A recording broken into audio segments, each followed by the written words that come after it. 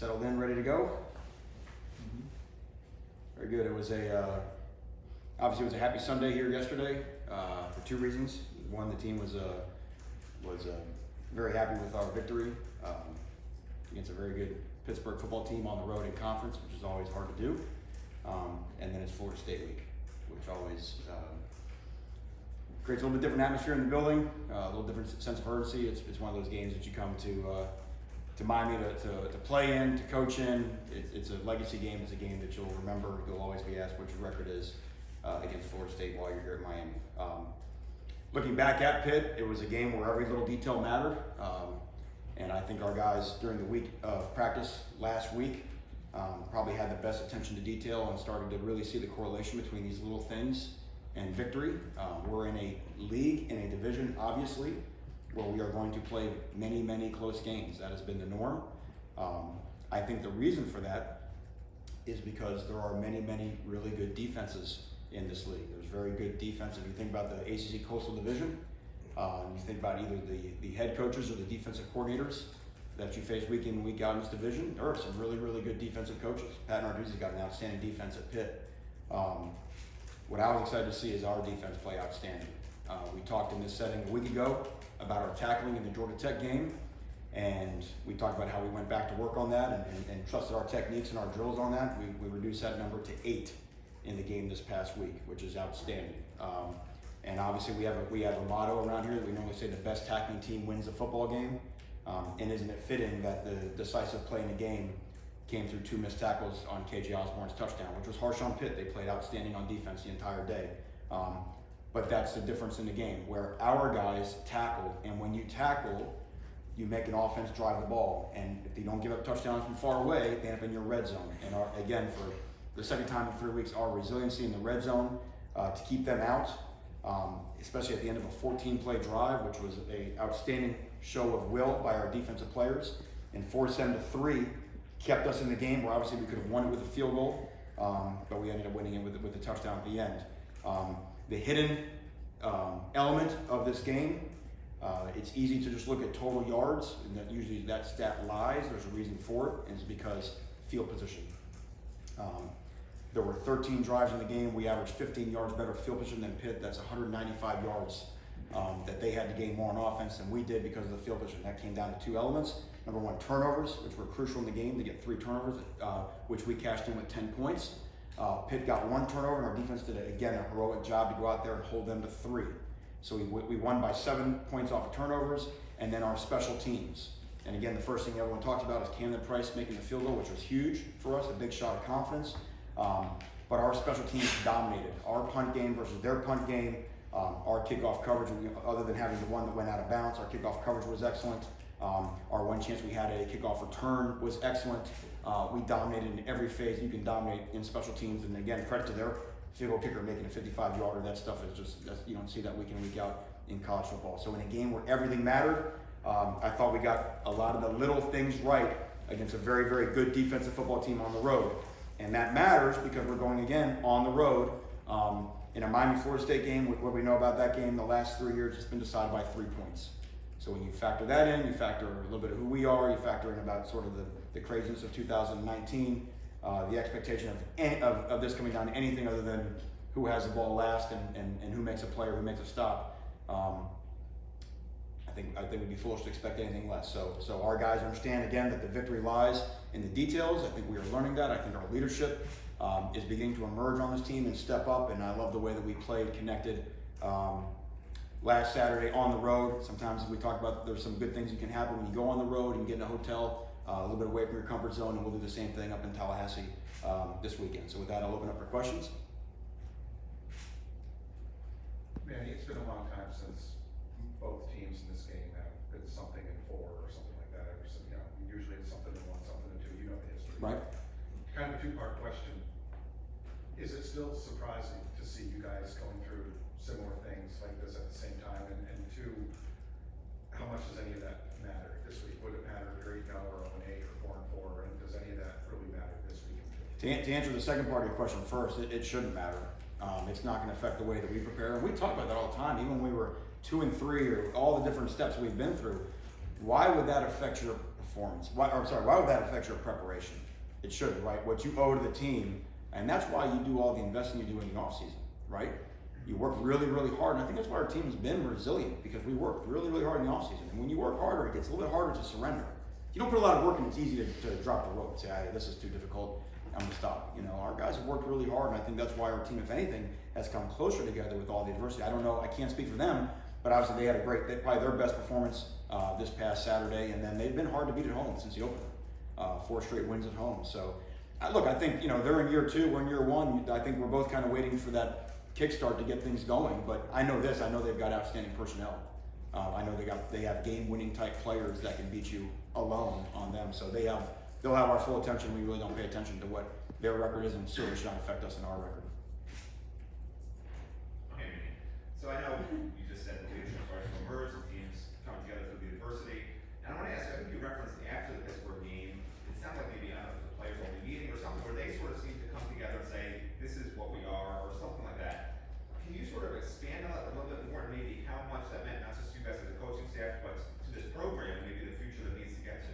Yes, I'm not going to go into super detail on what happened, because some of that's just for, you know, people that were there on the inside. But you know, I've been preaching, and we've been preaching to the coaching staff of what it means to play for the Miami Hurricanes, and that standard that was set by those that came before us. And one of the key things is player accountability. Every former player who's come and spoken to our football team talks about how the locker room controls the locker room, and guys were accountable to one another. And some guys back in the day, they weren't fit to be a Miami Hurricane because they couldn't hold up to that standard. And that's why the hardest thing is when you face adversity, when the results don't go your way, if you think about it, the chorus normally goes away from player accountability, right? It usually tries to protect the players instead of doing the opposite. I'm not talking about blaming the players for performance. Again, it comes back to preparation, the little things in terms of how we operate when we're inside this building. It could be something like going to class. Just doing things right all the time and being compelled to do things the right way. And I think our guys finally started to get it. And there were some things said. Players did speak. There were some hard truths mentioned. I think the biggest concept that our guys understood is we are all tied to one another. Anyone's individual success is tied to our collective success. And if somebody's not pulling their weight, it is hurting their fellow teammates. And that could be the response. That could be the reason why, you know. And again, this is not something that popped up in 2019. This has been the cycle that's been going on here for a while. And that could be the reason why, you know, the win-loss record has been the way it's been. That could be the reason why guys sometimes get drafted where they should have been, you know what I mean? Because there's that different type of pure accountability that really you have to have that I think takes it to the next level. Now, again, I'm not going to pretend to snap my fingers. Remember after the Virginia game, I didn't want to come here and say, oh, all of our defensive problems are solved because, you know, and it's not the same thing. We're not going to pretend like, you know, we did this and kumbaya and it's all. But I think what we know now, at least, is we know the roadmap. And I think our guys understand what works and what doesn't work. That doesn't mean that everybody in there still is up for the challenge. You know, part of that will be recruiting, not just in terms of their talent, but in terms of their mentality and our type of guy. Guys understand what it means to be a Miami Hurricane. But at least we exposed it. And the last thing I'll say is it wasn't me saying it. It wasn't our coaches saying it. It was the players saying it. And that's what had to happen. They had to set what it means to be a Cane, right? And you're either being a Cane or you're not being a Cane. And that was really cool for us to see what you go. Hey Manny, obviously you guys won that game without a few key players. Wondering where DJ and Pink are in their comeback, and then health-wise, how did you guys sort of come out of that game? It didn't seem like there were anybody else who really got dinged up. Health-wise, we came out really well, which is very encouraging. And the guys that you mentioned, we're very optimistic for getting DJ back. We're very optimistic for getting Pickney back. We'll have Jeff Thomas will be back this week. Tate Martell came back to practice last night. So we've got, hopefully if things go well this week, we'll have everybody available on Saturday. And I guess Pink and DJ, did they practice yesterday? Or? You know, our Sunday practice is so light in terms of what's going on. But yeah, they were able to do some things out there. Okay. And I guess this is a follow-up to what you said Saturday. I'll deal with the quarterback situation tomorrow or the day after. Yeah. Where are you in terms of, the competition this week? Is there a competition or is... What I'll tell you is we have a plan. Okay. Dan and I have sort of sat down and sort of mapped out what we are going to do this week and what's going to happen. And we'll do what we've done the last few weeks. We'll announce our starter Probably Wednesday after practice and sort of let everybody know. But we kind of have an idea of what we're going to, when I say kind of have an idea, we have an idea what we're going to do. So, you back? Manny, you talked about, accountability, player leadership. Specifically at the quarterback position, can you just talk about where you feel like things are with accountability because that position is kind of thrust into that role no matter what. Of course. Where do you feel like things are in those ways with that position? It has been in Miami for a long time. And if you go back to what we've said all year in terms of Jaron being our starter, we never wavered from that. But there is a standard, and there's a standard of preparation that, the second element to Miami Hurricane success, one is player accountability, two is competition, right? And the great thing we have in quarterback is we have competition. We have two guys that we know that we can win with. And Nicosa's preparation last week compared to Jaron's preparation, there was only one choice of who could start a quarterback for us in the pit game. Now, what a great thing to still have Jaron, right? When it wasn't going well, we felt like we had to make some better throws and catches. We were having some drops. It wasn't all on Nicosa, to be sure. But we really felt like we had to throw to win because Pitt's hard to run the ball against, has been against anybody they've played all year. For Jaron to go in there and to lead the game-winning touchdown drive at the end. So I will say this, and to finish up the point, one of the tasks that Dan Enos was put in charge of when he came here was to change the culture of our quarterback room. The way that they prepared, the way that they worked, the way that they, carried themselves around campus, 24 hours a day, 7 days a week. And again, this is part of building a program in year one. That is something that, because when you don't, and I always relate back to when I got here in 2016, there was no one to teach Shaq and Pickney how to work as a linebacker, right? They had, because there was not the senior example. The older guys, they passed the older guys. They had better work ethics than the older guys. That's why they played, the three freshmen, that's why they played. And the downside, and this is whether it's Nicosi or whether this was, Jaron, the downside, when you don't have that mentor that comes in and says, hey, this is how you take notes in a meeting. This is where you sit, this is how you prepare, this is how you watch film. It's never been passed down, so everything has to be coach taught. So now you're saying, hey, on this play, if they're in this coverage, throw to this guy, like, wait, are you writing that down? Let me see your notes. Did you watch film? We have a homework sheet. Did you watch film this past week? Why did you not watch film on Monday as we told you to watch film? Right? Do you really understand what it means? And that's the whole idea because, now I have a guy, Sam Brooks can look at Shaq Quarterman and say, I want to be that when I grow up. And that's what the big time programs have. They have the older guys that set the standard that the young guys want to be them. So I think to your point, that's all been a process of what we've been trying to put together in the QB room. And close on the way that the position is played this year, if you look at our numbers thrown the football, we've made some great strides. So again, we're not all the way there yet, but I'm pleased with our progress. From an offensive standpoint, the way you finished the game Saturday was very encouraging, and obviously you mentioned passing, you're 36th nationally in passing. Big picture though, in some other areas, scoring is 84th, rushing is 114th, third down 129th. Are you disappointed at all in what you've done through 2/3 of the season offensively, and you would attribute shortcomings to what primarily?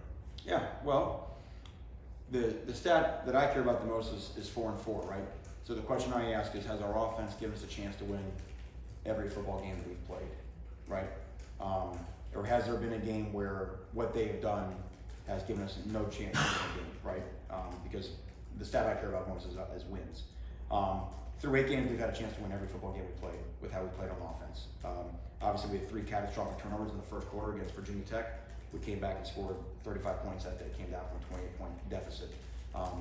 The games even where we've not won, we've made big plays, we've made big comebacks. What I see is an offense from if you had asked me back in August what my expectation was, an offense that fights, an offense that competes, an offense that always believes at the end of the game that no matter what's been going on, they have a chance to win.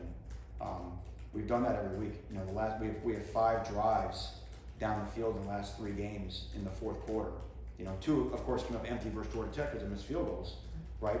But the 2 that got 10 versus UVA, and then obviously the game winner versus Pitt this past week. So that's kind of cool because now our whole team believes that. The numbers are the numbers. There's no doubt. To me, the one that stands out is third down. And part of that is when you have to drop back and throw the ball, and the other team knows you have to drop back and throw the ball. We're really good at third down avoidance. Which means not getting into a lot of third downs. When we have gotten to third downs, our third downs have generally been longer yardage, where the odds are less. So So those are things that, of course, that we always work on and continue to improve at. But everything else, I think, is trending upwards. Hey, Manny. So you went to Florida State, and I know it's been a while. You've been pretty busy the last couple decades, but now that you're going back to Tallahassee as a head coach of the Miami Hurricanes, does that conjure up any emotions? You never seem like the hail to the alma mater kind of guy, probably just because of your profession. But does it conjure any emotions going back to Tallahassee as a head football coach? It was weird going there a couple years ago as a defense coordinator, but again, after I got my football career started at FSU, we went to NC State, so you kind of got over that. You went back 3 times in the 6 years. We were the first ACC team to win in Tallahassee back in '01. And what you realize is that it's about people, and what I saw every year we were at NC State, the players that you knew, they all left. The coaches that you knew all started to leave. Coach Bowden's program, eventually kind of went away, and the less people that that's where that connection really comes from. Obviously, there's still good people up in Tallahassee who I do know, and that are either associated with the university or not. But I think it's like anything else. It's Miami, Florida State. This has been a game since I was yay big. This has been like a holiday for me. So it doesn't matter where I went to school. This is Canes and Knowles. This is I don't know. This is about as exciting as it gets for me. Manny, you talk about players being accountable. If it's such a big team, if there's a few players who might not be, into what you were talking about and might not be as involved in that way, might not be as invested, how do you deal with that? Might be upset about things, or individually, or with the other players, or? Well, if you think about life as the bell curve, right, there's always going to be, every program in the country, no matter what their win and loss record is, there's going to be the bottom 10% that's not happy for some reason. That's just life, right? To be honest, we want those guys to come along. That's really not the ones I'm talking about.